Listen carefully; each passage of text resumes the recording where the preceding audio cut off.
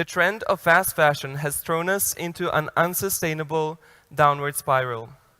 The fashion industry is responsible for 10% of annual global carbon emissions, more than all international flights and maritime shipping combined. It is also responsible for around 20% of worldwide wastewater that comes from fabric dyeing and treatment. Thankfully, we are making new progress in the area of biomaterials that are created through natural processes, biodegradable, and have the potential to allow us the sustainable production of clothing.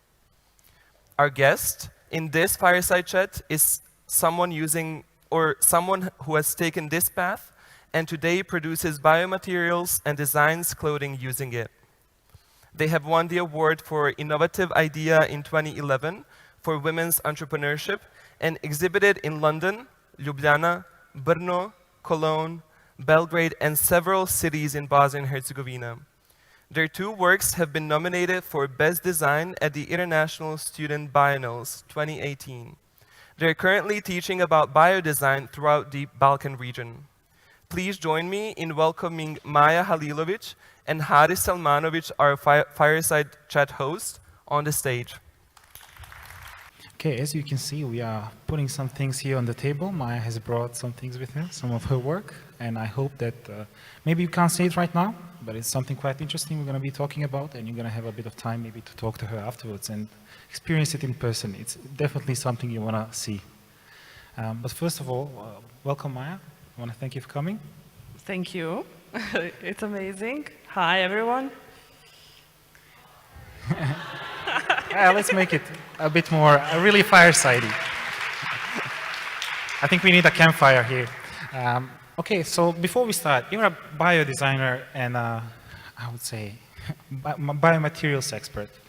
Can you please elaborate on that? Like, what would that mean? Because I think it's a concept that was new to me, and I'm pretty sure it's new to our audience, and I think it would be no better person to describe it than yourself.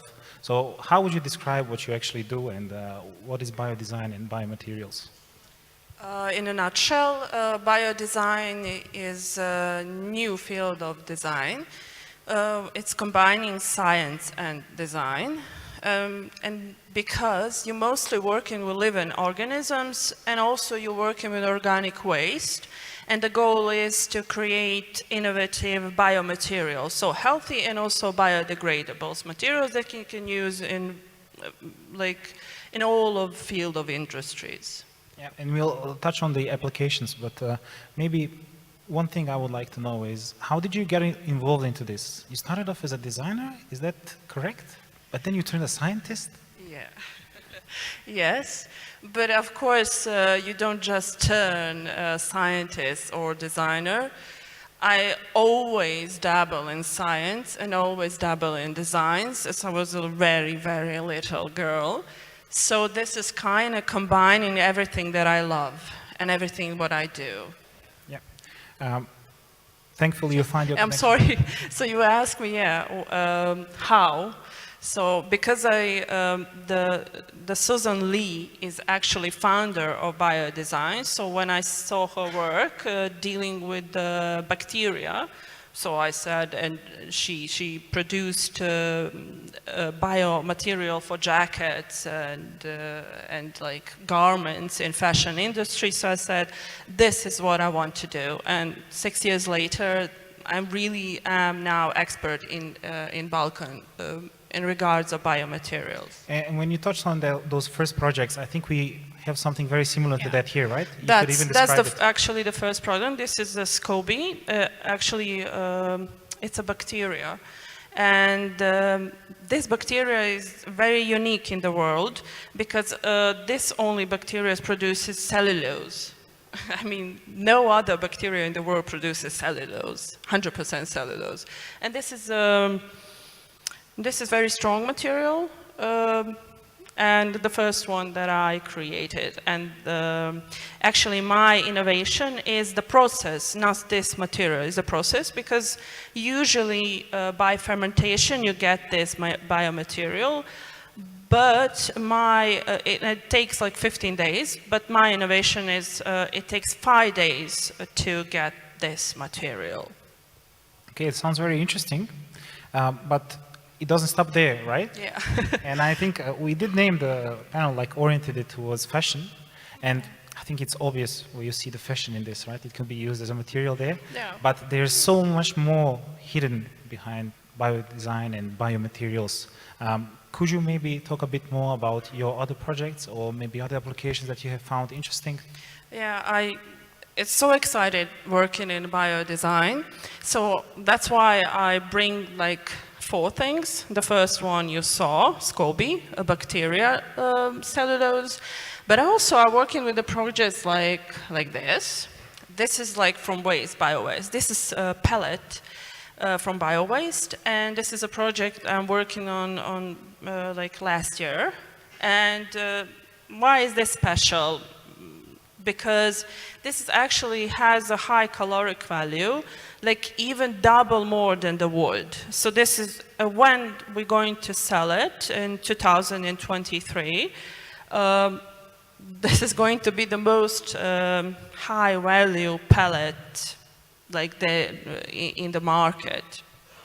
And maybe talk... Yeah, the third one is biodiesel. So this goes in the cars.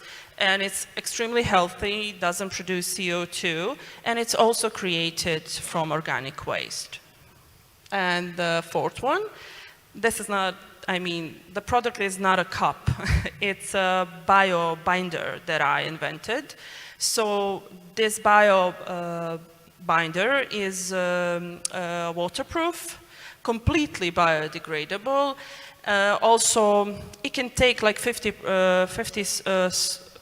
degrees of Celsius of heat, and it's also so strong that you cannot break it by hitting it. But you mentioned heat, like 50 degrees Celsius. Are there some other variables that, or like capabilities that come like as a trade-off when you work with biomaterials? Like from what I see, they seem to be biodegradable, maybe more sustainable to produce, create less waste. But do you often work with, trade-offs? So you have to weigh out between, would it be better to use a traditional material in something or, a biomaterial? How do you pitch that and take that into account when thinking of a project? The first thing that comes to my mind, actually with everyone that I work with, nobody cares about anything else than just being more aware of what we are doing with current materials, because they are extremely hazardous to our health. So they are very actually excited to know about biomaterials and use them and maybe make a shift from maybe I don't know, we talked about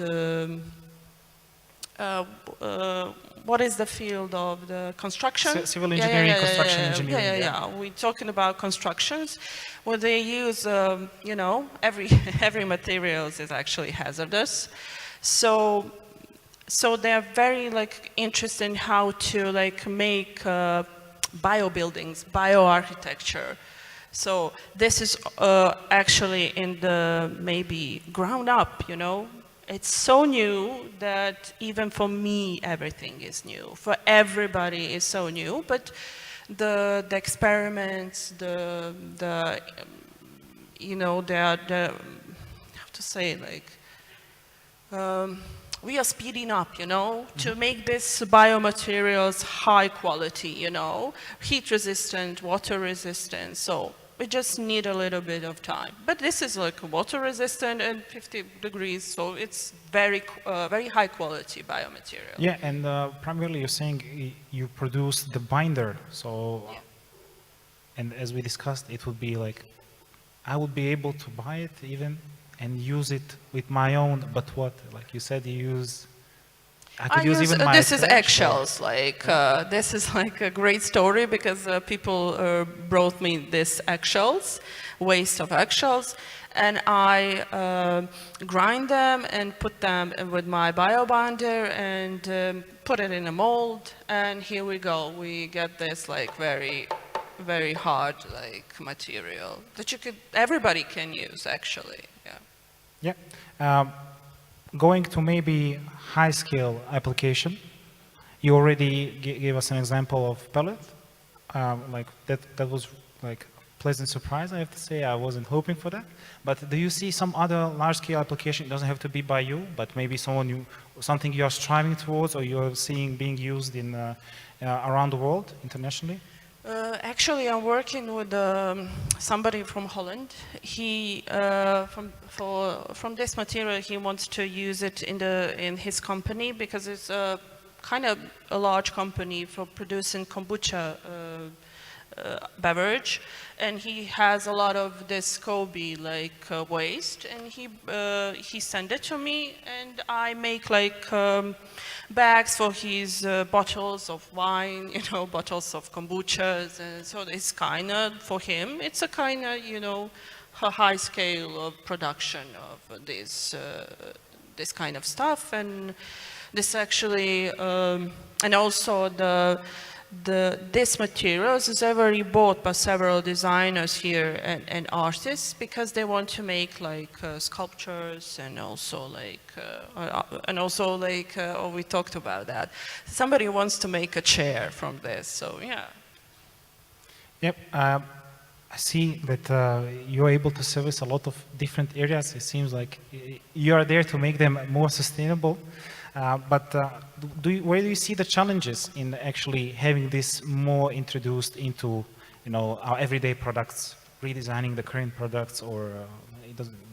When I say products, maybe people think of clothes, but even greater things as buildings. Where do you see the biggest challenges in introducing biomaterials and biodesigns into these existing fields and processes? Because it's so new, I don't even know the answer for that question, because the production is so different than any other production in the world, but you don't need anything special. I mean, you just need actually expert in biodesign and biomaterials, and that's it. And you need, like every other production, you just need people to produce that, and you need innovative and thinking people, But in Bosnia and Herzegovina, it's always a challenge for me to find the machines, because I need extruders and I need bio 3D printers, and I cannot find them here. And even some engineers don't want to make that for me. Hello, engineers, I'm looking at you. So looking at the engineers and STEM professionals of the future or even the present. So I'm hoping they're going to maybe be interested in exploring some machines for biodesigners. Yeah. Do you have any advice for the crowd? Well, I hope you are interested in sustainability as I am, and hoping when you work, thinking about how your work is affecting the nature and all the living organisms in our planet. And that's it for me, because that's how I think. That's why I'm sitting here, talking about my work and being passionate about it. Right. Yeah. Is there any way that they could experiment with this, just like you are doing? Not at a level, but starting to learn what they actually are. I think when they're working with machines, I think they can help me elevate the materials, because when they try this, because I also have biomaterials that can go to bioprinters, 3D bioprinters. But I think engineers can have unique outlook on that. They can see how to, better that material when it's going through their machines. Yeah. Have you had successful collaborations with engineers? How does that look like? No. Why am I not surprised sometimes? Because they don't understand. Actually, I just talked to 2 engineers, so don't be offended, because I don't know, because I talk to them and I'm trying to make that machines, but they don't understand what is biomaterials and how can they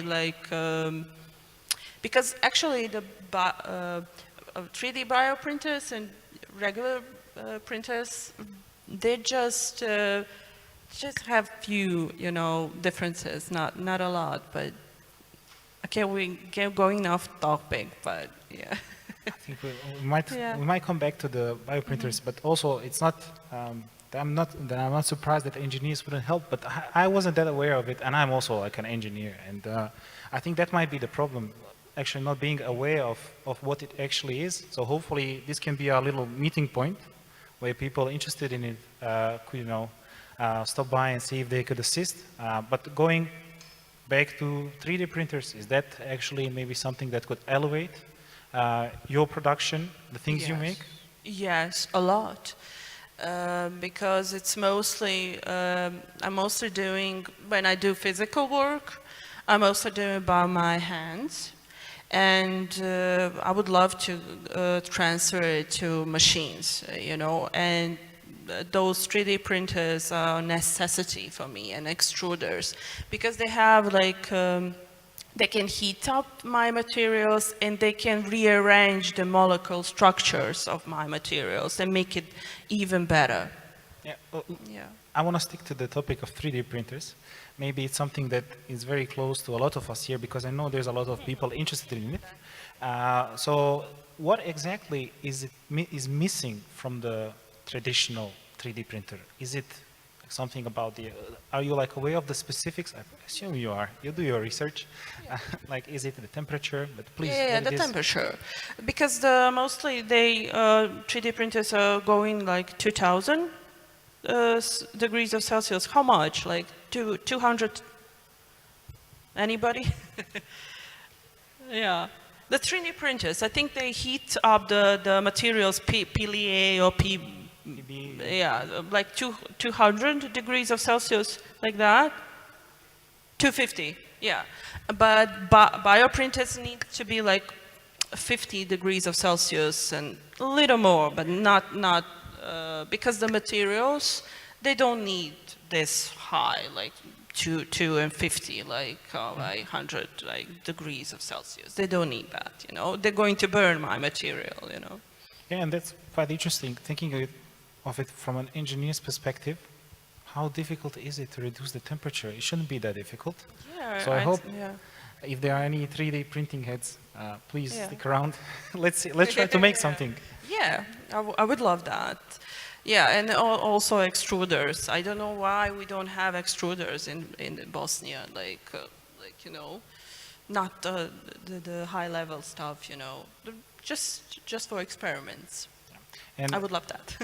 And going back to Bosnia, what is the outlook in Bosnia and Herzegovina on this? I would say you mentioned a lot of waste is needed. I think we have a lot of waste. We are not using it smartly. So a lot of waste, but a lot of organic waste. So I have a lot of material to work with. It's especially great because a lot of people are very kindly giving me their waste, and also some companies. Because recently I was working like in project like 1 year dealing with coffee waste. And coffee waste, actually, when you say coffee, you don't know that coffee is a very high level material that you can use in a lot of industries, in car industries, in this heating industry, of course in the design industry, like of course in biodesign, making biomaterials with coffee, because coffee has a molecular structure that is very high valuable for me. In what applications, if I may ask? So we made, I cannot talk about like a lot of stuff, but we make like 5 products that are going in sale in 2023. Yeah. Did I catch that well? 5 bottles? What? I didn't catch that well. What was created with coffee? No. I cannot talk about like specifics, but we created five products. Okay, that 5 products. Yeah. They are going in the sales like 2023. Yeah, we just need to do like marketing stuff and yeah. Yeah, I think we even have some of. I think one of our fellow Bosnian and Herzegovinians living somewhere abroad just recently started up a business. I'm not sure if you're aware of that, creating bottles of oil made of waste oil, like vegetable oil. And I think we might have some of them lying around here, so I would like to share What them did they with you. make? Like from Used waste oil to create water bottle or bottles Water for bottle. beverages. Yeah. Yeah, I didn't know that, and I'm so embarrassed. I would love to know that. I would Yeah, love to. maybe Yeah. I didn't get it correctly, but Yeah. I think it's something related to that, and we should have a few of them lying around. So Great. I think we can share one with you. You see what we can do with the with everything, like with waste, with oyster oil. No, yeah, not oyster, just vegetable oil. Ah, vegetable oil. Plain vegetable oil. Yeah. And here it is. That's amazing. Okay, let us give you a second to maybe read the label and see what it actually is. Made from plants. Maybe I didn't get it correctly. Can someone get the LinkedIn article so we could read it? Spill-proof, dishwasher-proof. Yeah, that's it. That's it. Made from used vegetable oils. That's great. Who made this? Oh, okay. I don't know, but I'm going to Google it. Yeah. Oh, yeah. Okay. Go Tuzla. I think we have someone else from Tuzla as well. Yeah. So I know the time is up, and I specifically told Haris I will not have a Q&A, okay? Come on, yes. Yeah, but I kind of feel this is like a great maybe chance for a Q&A. So is it okay, technical guys? Yes. I am kind of the organizing committee, so I vote on yes, yeah?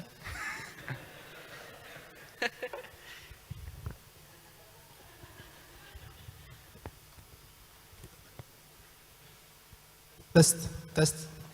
Here we go. Is it okay if I ask my question in Bosnian because I'm too tired?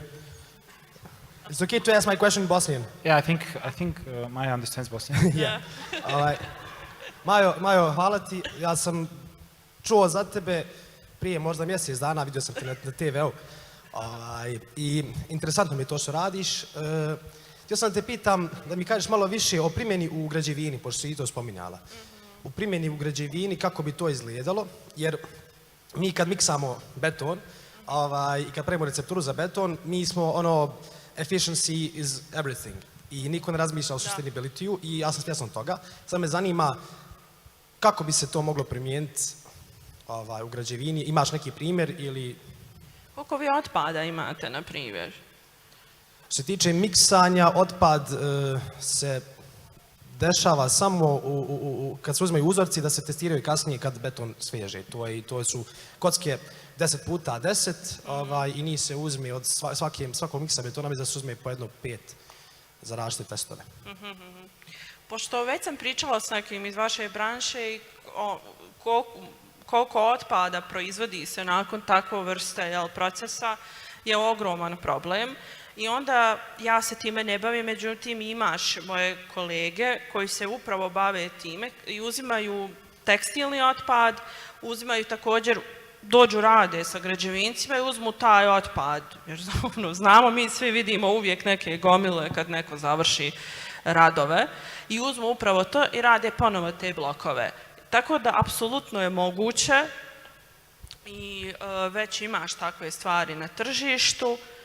I ja bi isto volila da to je ono što je moj cilj. Jer ja, na primjer, imam i udrugu sa drugim, djevojka je trenutno stacionirana u Srbiji. Mi imamo udruženje gdje mi želimo da se baš širi to. Širi se ta poruka da se može, svaka industrija da može biti sustainable, da možeš iskorištavati vlastiti otpad ili od nečega drugoga uzimati, samo trebamo informacije da dijelimo međusobno. Tako da je to tvoje pitanje super, kao kako može svako od nas. Ma svako može, svaka industrija može, samo mora naći problem. Detektovati i reći, ok, ovdje proizvodimo puno otpada, ovdje puno, a možemo to, na primjer, da iskoristimo.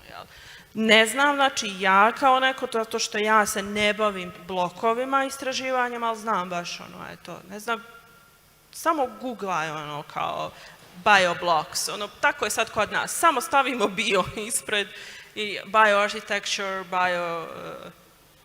na engleskom moraš, mislim sve. Naravno. Ja sam jedina ovdje u Srbiji, jedina Jedrijen u Hjazi koji se uopšte bavimo ovim, tako da je sve na engleskom. Ok, hvala ti puno da ne uzmem, imam još pitanja pa možemo kasnije pričati, o tome može neku stranu da napravimo. Hvala ti. Hvala vam.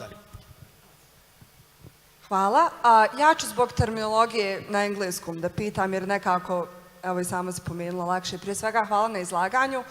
Mene više zanima fashion dio ove priče, pošto nisam stemovac, već ekonomista po struci, ali sam veliki protivnik fast fashiona. Tako da moje pitanje je actually, when we talk about biomaterials and their capability to be environmentally friendly and degradable, somehow it comes to our mind that they are not as durable as some other solutions would be. For instance, if we talk about real leather, when it's highly processed, people that want to buy durable things with high quality, they might opt for that option.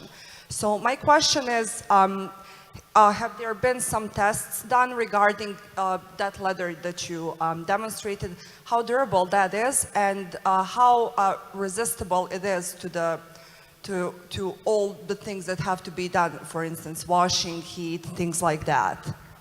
Thank you. Yeah, that's why I don't, hoćemo na engleskom? Može, naravno. That's why I don't do this type of stuff, you know, because this is the first one that is used in bio fashion. This is not good material for wearing. That's why we need to reconsider what is material and what is biomaterial. Biomaterial can be used very successfully, but you have to give up when it's not. So this is not usable in fashion industry. But this was a concept that started it all. It said, look, we can use bacteria and create leather-like materials. This is not waterproof. This is also it's not, this is heat-proof, but because it's cellulose, I mean. But you can burn it, of course. That's why I created, that's why then next thing, what you do, you create soy layers to protect this from water. That's it. Then you have a material that you can use, maybe. You don't have to use it in fashion, but of course you asked the fashion question. Yeah, thank you. Yeah. I asked because there are a lot of materials that are, even though they are ecologically friendly, they cause a lot of pollution. For instance, cashmere. High quality cashmere is one of the biggest pollutants ever. Like the livestock in cashmere went up from 20 to 62 Also million. animal. Yeah, thank you. No, I mean, this is so broad. I'm trying to to answer it in like 1 minute, but it's so broad and so we are starting still, and it's important to start. Yeah. And then I'm trying to answer you like with one thing, and you can know it. You know, like okay, I answer it, but that is so complex. You know, but of course you have biomaterials that are highly like. They are 150 degrees Celsius of, they can take it, you know, water resistant, so, and also like heat, scratching resistant and everything. So it's not, this is all of that, but not so heat resistant. But at home, also, I think this is done with PLA. You know, this is also very acceptable, like biodegradable material made from starch, and a lot of those are used in 3D printing. Yeah. First, like a huge round of applause for Maja, please. Thank you for joining us, and we hope to see a bit more of this in different industries in the future. Thank you.